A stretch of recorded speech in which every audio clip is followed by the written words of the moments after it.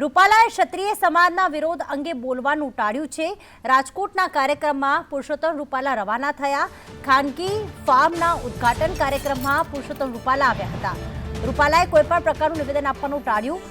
તેમને જ્યારે પૂછવામાં આવ્યું ક્ષત્રિય સમાજના રોષ અંગે, કારણ કે ક્ષત્રિય સમાજ હવે એક જ માંગ પર અડગ છે કે ભારતીય જનતા પાર્ટીએ ઉમેદવાર બદલવા જ પડશે। તો જ્યારે એક લો ફોર્મના ઉદ્ઘાટન કાર્યક્રમમાં જ્યારે પુરુષોત્તમ રૂપાલા પહોંચ્યા, જ્યારે તેમને આ ક્ષત્રિય સમાજના રોષ વિશે પૂછવામાં આવ્યું, આ વિવાદ વિશે પૂછવામાં આવ્યું, ત્યારે તેમણે કંઈ પણ બોલવાનું ટાળ્યું હતું। ભાજપના આગેવાનો પણ આ કાર્યક્રમમાં જોડાયા હતા।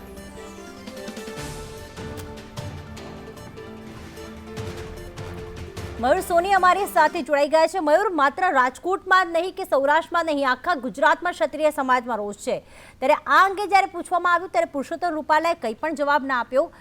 શું વિગતો સામે આવી રહી છે જ્યારે તે ઉદ્ઘાટનમાં પહોંચ્યા હતા ત્યારે? બિલકુલ, આજે સત્તાવાર એક ઉદ્ઘાટન અને લોકસંપર્કનો કાર્યક્રમ પુરુષોત્તમ રૂપાલાનો હતો। છેલ્લા 2 દિવસથી સમાધાન અને વિરોધના કાર્યક્રમો છે એ રાજકોટ સહિત સમગ્ર ગુજરાતની અંદર થઈ રહ્યા છે। સૌરાષ્ટ્રની અંદર અલગ અલગ જગ્યાએ ઉગ્ર વિરોધ પણ થયો છે। ગઈકાલે રાજકોટની અંદર એક પુતળા દહન પણ કરવામાં આવ્યું હતું। મોડી રાત સુધી ક્ષત્રિય આગેવાનો છે આ મામલે પોલીસ મથકે પણ પહોંચ્યા હતા અને વિરોધ પોતાનો યથાવત રાખ્યો હતો। પરંતુ આ મામલે જ્યારે પુરુષોત્તમ રૂપાલાને પૂછવામાં આવ્યું કે તમારો વિરોધ થઈ રહ્યો છે, તમારે આ અંગે કંઈ કહેવું છે, જે પ્રકારે શુક્રવારે સમાધાનની વાત સામે આવી હતી ત્યારબાદ ઉગ્ર વિરોધ વધારે થયો હતો, ન માત્ર રાજકોટ પરંતુ સૌરાષ્ટ્રભરની અંદર થઈ રહ્યો છે। પરંતુ પુરુષોત્તમ રૂપાલાએ આખા વિવાદને લઈને બોલવાનું ટાળ્યું હતું અને માત્ર એટલો સંકેત આપ્યો હતો કે જે થશે તે સારું થઈ જશે। એટલે કંઈક નવા સંકેત છે તે પુરુષોત્તમ રૂપાલા તરફથી મળી રહ્યા છે।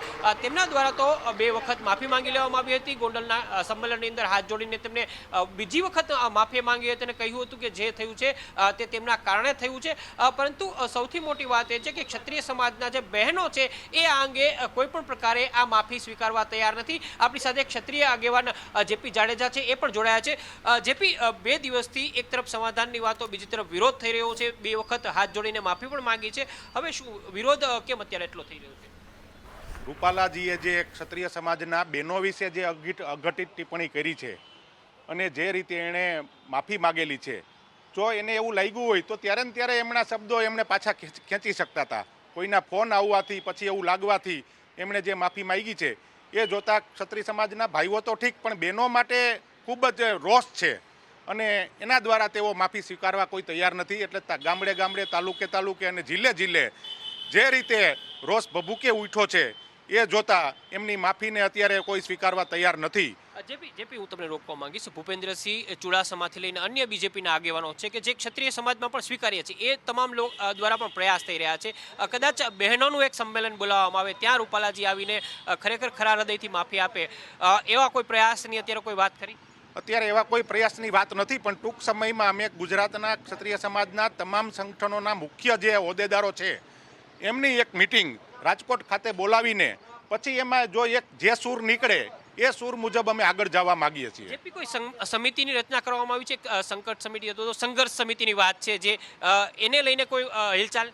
અત્યારે અમે લોકો વિચારી રહ્યા છીએ કે જે આ મિટિંગ મળે એમાંથી અમુક જે લોકોની એક લડત સમિતિ બનાવવામાં આવે, સિનિયર લોકો, જાણકાર લોકો, અને એ લડત સમિતિ આખા આ જે કંઈ ઘટના છે એનું મોનિટરિંગ કરે અને આગામી કાર્યકરોની જાહેરાત કરે।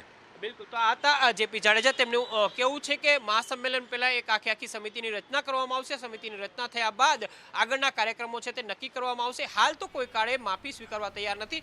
ક્ષત્રિય સમાજના તમામ આગેવાનો છે તેમને સાથે લઈને આખા ગુજરાતમાંથી એક કમિટીની રચના કરવામાં આવશે અને ત્યારબાદ લડતના કાર્યક્રમો છે તે આગળ વધારવામાં આવશે। બિલકુલ, આભાર તમામ વિગતો માટે મયુર। તો જે પ્રમાણે આ આંદોલન દેશભરમાં પહોંચાડવામાં આવશે તેવી વાત કરવામાં આવી રહી છે, પરંતુ જ્યારે તેમને પૂછવામાં આવ્યું, પુરુષોત્તમ રૂપાલાને જ્યારે પૂછવામાં આવ્યું ત્યારે તેમણે કોઈ જવાબ આપવાનો ટાળ્યો હતો। પરંતુ આ તરફ રૂપાલા સામે સંઘર્ષ સમિતિની રચના કરવા તૈયારી છે, તેમને બદલવાની માંગ પર જે છે એ અડગ છે। ક્ષત્રિય સમાજ આગામી દિવસોમાં મહાસંમેલન પણ યોજશે। એક તરફ રૂપાલા કોઈ પણ નિવેદન આપવા તૈયાર નથી, કારણ કે પૂર્વ ધારાસભ્ય જયરાજસિંહ જાડેજાની આગેવાનીમાં બેઠક મળી હતી. એ બાદ જયરાજસિંહ જાડેજાએ એવું પણ કહ્યું હતું કે વિવાદ શાંત થઈ ગયો છે, આખો વિવાદનો અંત આવી ગયો છે. પરંતુ જે પ્રમાણે અલગ અલગ મિટિંગ્સ મળી રહી છે, બેઠક મળી રહી છે, તેને લગતું લાગી રહ્યું છે કે આ રોષ હજી શાંત નથી પડ્યો, વિવાદ હજી વકરી જ રહ્યો છે. તો આ તરફ ક્ષત્રિય સમાજની મહિલા પાંખ પદ્મિનીબા વાળાના પ્રમુખ પદ્મિનીબા વાળાએ પણ કહ્યું છે કે અમે પુરુષોત્તમ રૂપાલાને માફ નહીં કરીએ. એટલે કે એક વખત માફી માંગી, હાથ જોડીને પણ માફી માંગી, પણ ક્ષત્રિય સમાજ તેમને સ્વીકારવા તૈયાર નથી.